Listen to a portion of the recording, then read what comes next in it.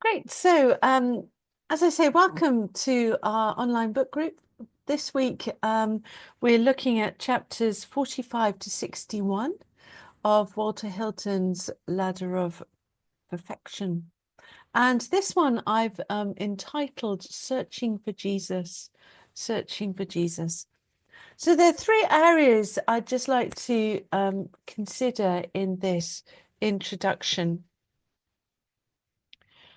The last one we'll take more time on next week, but the ones I want to focus on this week is the Imago Dei, the image of God, which is quite central to most of these chapters, and then also Walter Hilton's use of scripture, because how he uses scripture, how he integrates that within his text is really quite clever, but also how he uses scripture to not only be the authority for what he's saying, but actually to be a guide to how we are to reform ourselves in the contemplative life. So we'll look at those two areas. And then the third one, of course, is our touch on the nature of sin. But really, we're going to be looking at that next week when we'll be pondering much further. We'll be doing a real deep dive into sin next week and how we can root it out. So that's for next week. But this week, I'd like to begin with this whole concept of the Imago Dei. And of course, that is Latin for image of God. This notion of the Imago Dei is absolutely central to how Christianity has understood human nature, but particularly in relationship to God. It's based, of course, on scripture, and the seminal texts are from Genesis. I'm sure you already know what they are. So Genesis 1:26 to 28 goes, "And God said, let us make man in our own image, after our likeness." And then it says slightly later, "And God created man in his image. In the image of God, he created him. Male and female, he created them." And this is pretty much comes up again in the priestly version of the story of Genesis, which is chapter 5, verses 1 to 3, exactly the same words of image and likeness. And then it comes a little bit later in Genesis 9:6, where we have the whole notion of Abel, Cain and Abel. And it states in that verse, "One who spills the blood of man is spilled, for in God's image he made them." So that's the sort of seminal text on which the whole nature of the Imago Dei is set. But what actually does this mean?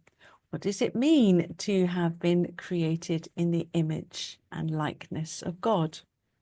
Well, I'm sure you can imagine that lots of people down the ages have given this much thought and much time.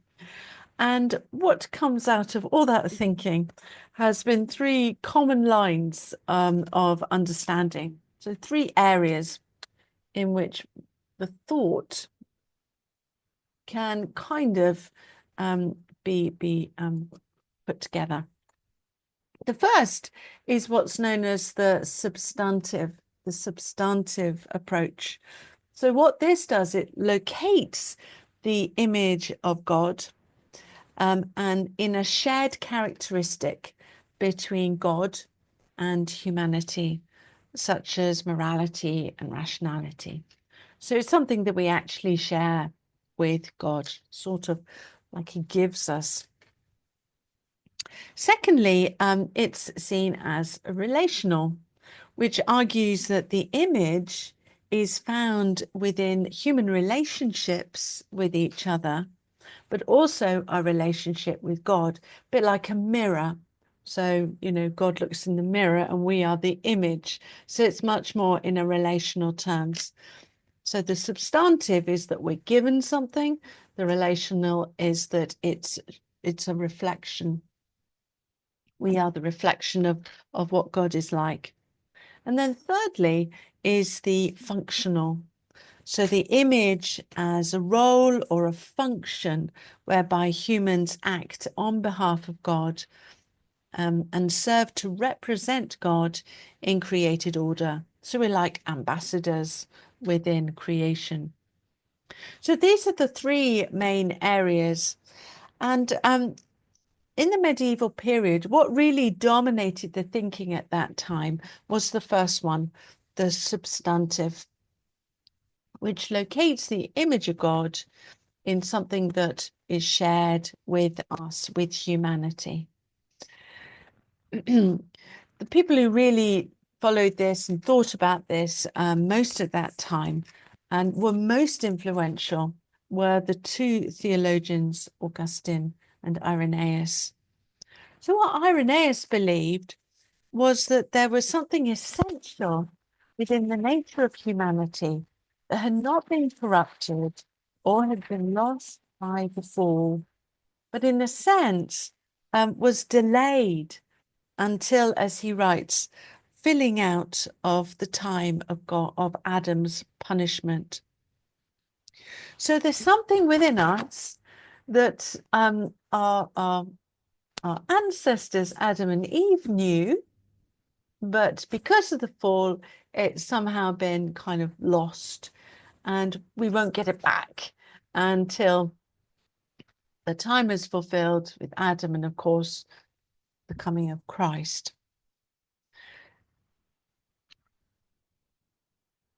So it seemed that before the fall, humans had that kind of image within them.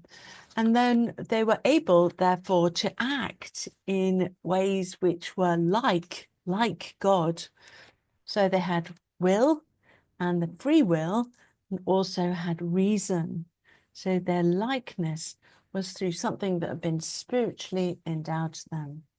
So the kind of perfect spiritual beings in the Garden of Eden, which walked hand in hand with God.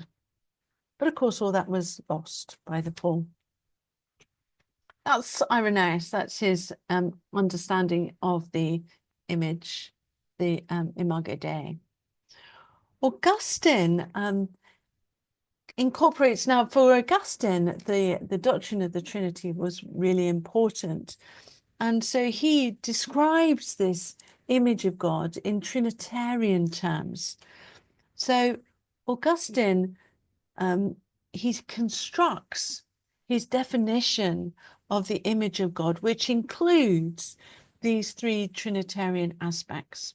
So he says that what we have from God, what he endows us with, is three essential parts, natures of God himself, which is memory, intellect, and will. Now, Augustine was very much influenced by Neoplatonic thought. And if you know anything about Plato and Platonic thought, then bravo, because I'm a bit rusty on all that area of philosophy. But basically, I think this is what it's about, is Platonic thought is that you have, before you have a real thing, like a desk, you have the idea of the desk. And the idea of the desk is something that's held in your mind. And then your will is what actually makes it into the desk. I think that's right. So what he's saying is that the image of God within humanity is like the idea of humanity within the being of God, and it is the will of God that has created us. And we, in our own terms, have this self-understanding of ourselves that can actually act in that way. So it's through those characteristics that we are most like God. And actually what's really interesting is Julian has very similar Trinitarian terms, and sees that we are created in the likeness of God in different, they're slightly different, but they're still in these Trinitarian understanding of our mind and our will and our reason. Now, if you take all of that, just Irenaeus and just Augustine, which I know is just a tiny bit of theological thought about Imago Dei, then already we can see how Walter Hilton is similar, but also slightly different. So Walter Hilton again has this notion that there is something within humanity that is not corrupted, that is not gone from us, but it is lost. We'll come on a bit later to these beautiful images that he uses from the parables, the lost parables of the lost coin, you know, and something being hidden, and the contemplative has to then dig about to actually find it. So it's a very similar to that Irenaeus thinking of something being lost. But for Hilton, what we have been looking at this last week is that for him, the human soul has this kind of innate nobility and dignity, which has been lost. It's that has been lost through the fall, that we no longer see ourselves with this kind of, you know, this dignity of being made in the image and likeness. And in chapter 45, he talks about the desire. Our desire then is to recover to some degree and likeness, that dignity that that is within the soul, so that the soul may be reformed by grace to be a shadow of the image of the Trinity, which is one, which it once had by nature. So there we hear once again that sort of resonance of Augustine about the soul needs to be reformed so that we once again see that our nature is a kind of is completely reflects the God in a triune manner, that like God the Trinity, so humanity is created in triune terms. But what I think is really, really crucial about Hilton is that where we have to look and what are we looking for in this reformation of the soul, this recovery, is not just a very good spiritual, moral human being, you know, humanity being amazing, but actually it's Jesus. It's Jesus. And here, Walter Hilton is very much following scripture. He's been absolutely biblically based, which sees the image of God as Christ in the soul. So basically, the way he understands it is that, you know, the image and likeness of God within us is actually the person of Christ. And he takes this from Hebrews 1:1, which refers to Christ as the very image of his substance. That's God's substance. So when we talk about the image and likeness of God, if we want to know what that looks like, then it's Christ.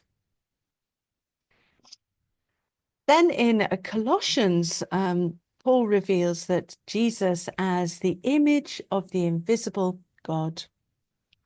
So the fulfilling of this image of God in the soul, or the recovery of it, is through the teachings and the example of Jesus.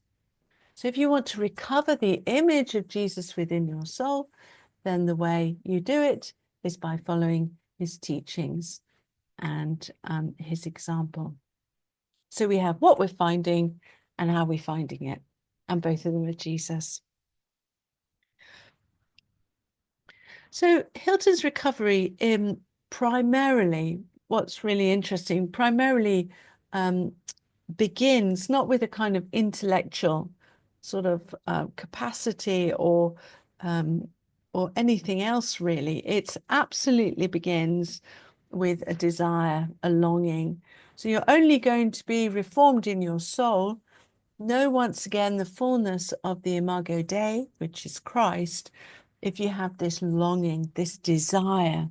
And it's this desire that's actually going to help you know what is the image of God within you, but also drive from your heart all the other thoughts and actions that can prevent you from really knowing God, knowing Jesus within.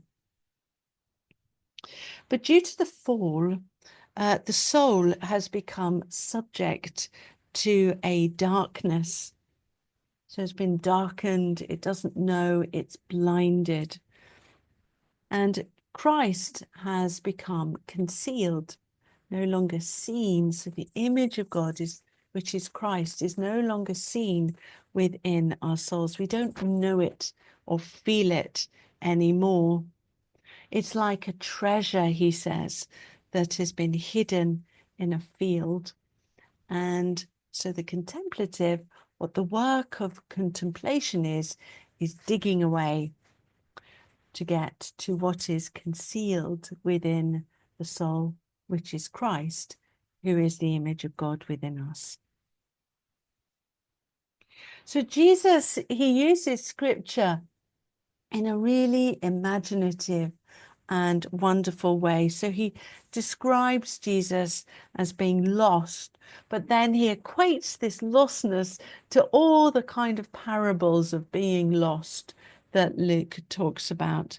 So he's like the lost coin. And he gives us not only what we have to search for, like the coin or the lost Jesus, but also the path that will get us to find there. How do we dig? And for Hilton, the coin is Christ, the digging is self-scrutiny. And it's this that will reveal Jesus within our souls. The main parable he uses, and I think perhaps is one of the most cleverly used and really helps us understand this on a different level. And also because he kind of banks up scripture on scripture on scripture, it not only gives a kind of authority to what he's saying, but he's also interpreting it in a particular way so that it actually adds to his understanding of the guidance that he's giving. So it's nice, clear steps by using these images which are taken from scripture, going one after another. If you see what I mean, you'll see what I mean in chapter 48, where he uses that parable of the lost coin.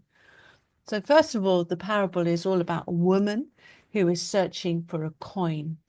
We're not particularly told in scripture that it's in the darkness. All we really know is that it's lost. But what Hilton does is then combines that with another piece of scripture, which is 119 verse 105. Thy word is a lantern to my feet. So Hilton immediately is saying, oh, well, to be able to find the coin lost in darkness, you need a lantern. And for him, the lantern is reason. And then he puts another piece of scripture over that and says, the light of your body is the eye. The lamp of the soul is reason. And with this, we can come to see all spiritual things. So you can see he's combined these passages from scripture to give us a clear passage, a clear way of self-scrutiny, how we can spiritually begin to understand ourselves, but also what we need to do. Incredibly helpful. And you can see why he was so popular, because it really is very simply done, but very cleverly done. What's important about this is we're beginning to touch on Walter Hilton's theology, but also the way that he differs from some of the other English mystics. Because if you remember, those of you who were here for the cloud of unknowing, all that, I think it's about this time last year, there was this very clear statement that by thought, you'll never know God. You'll never know God by thought, by reason. You've got to leave that behind. You can only know him. He can only be grasped by love. Well, how very interesting. Walter Hilton is not saying that. The will, the desire, the love starts you on the journey, but your lantern is going to be your reason. So there's something God-given about reason that has not been corrupted, that has been blurred, but you need to have your reason to actually help you walk the path to find Jesus again. There's also, I always find Walter Hilton is a very positive writer. He is actually very positive about the human spirit, the ability for us actually to reform ourselves to a really quite a large extent with the help of grace. He's not negative. He's not quite as negative as some of the other writers in this period about the human condition. And he has that beautiful image, once again, taken from scripture and the calming of the storm, that the lost Jesus is not lost, like you'll never see him again, but actually he's like Jesus curled up in the boat, and he's just sleeping, and you just don't know he's there because you're worried about the storms and everything that's battering you around, and that's distracting you, and you're forgetting that Jesus is there right in the boat. So he's kind of reminding us that the thing that is lost, we actually already have. But what we have to do is to realize that Christ is with us. Christ is the image of God with us. And it's quite nice thinking about that, particularly in this season, just post-Christmas, where we talk a lot about Emmanuel, God with us. Well, you could think of Emmanuel just as God is with us in the life of Jesus, but what is really being said here is that notion of Emmanuel, that God is ever with us, but we have to re-find him. We have to dig deep within ourselves to uncover him and allow his life within us to actually be the dominating force. Because, of course, what prevents us, and this is the last bit, what prevents us from seeing and knowing and feeling Jesus within us is that little word sin.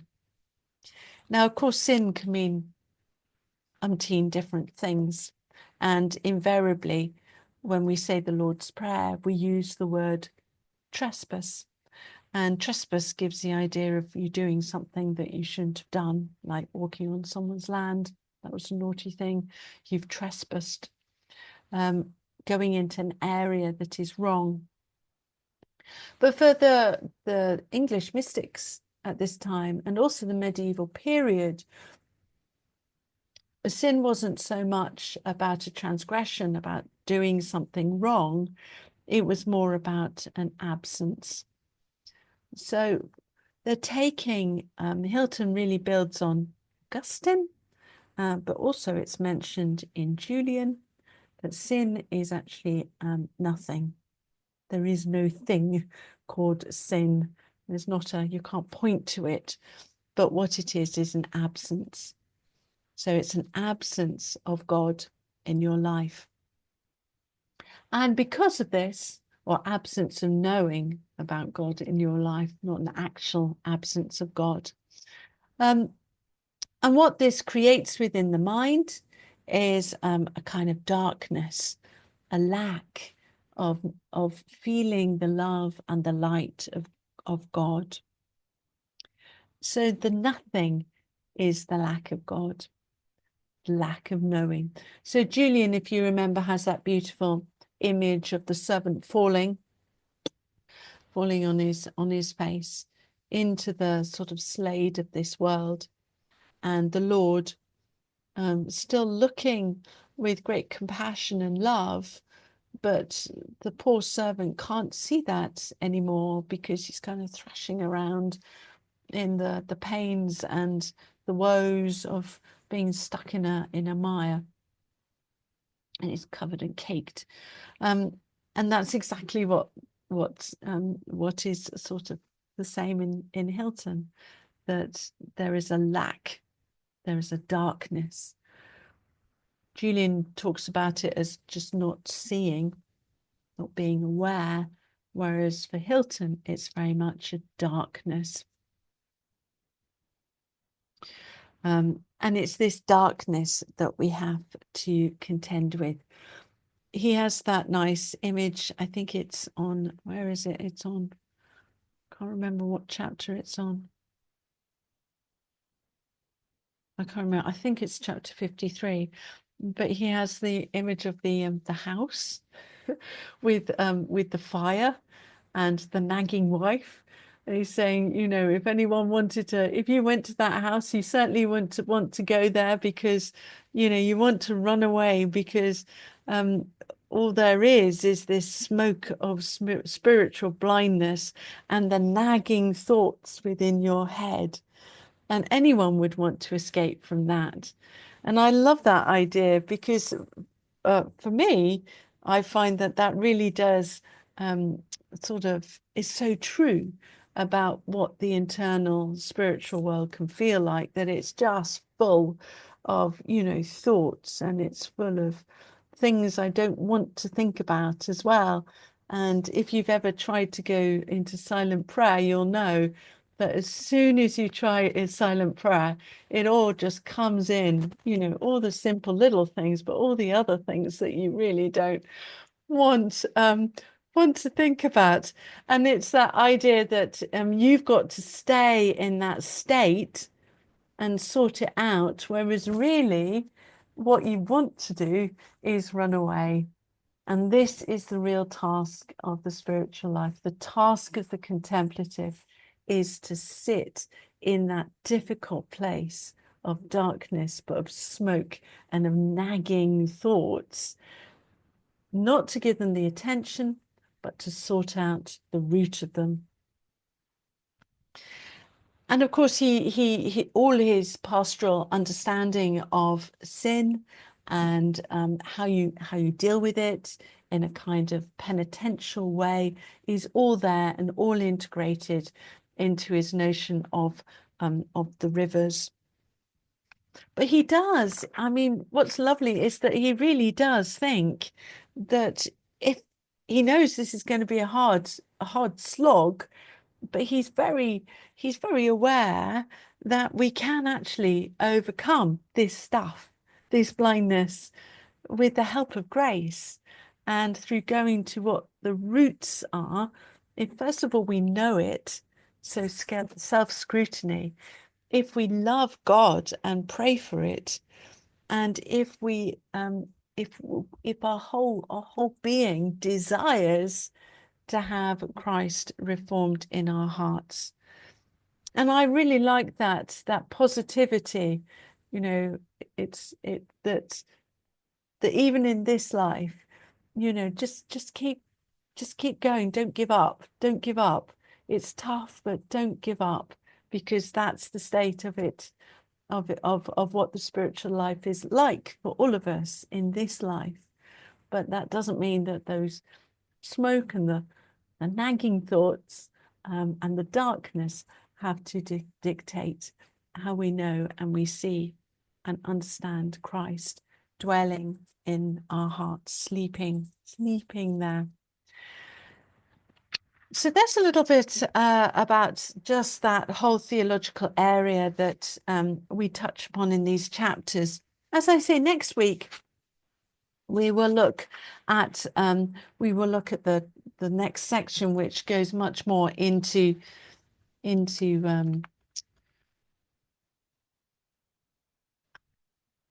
which goes much more into sin. I was just trying to look out which chapters they are, but I don't really know which ones they are. Anyway, I'll have a look at that while you're in your rooms. So I'm going to turn the recording off now.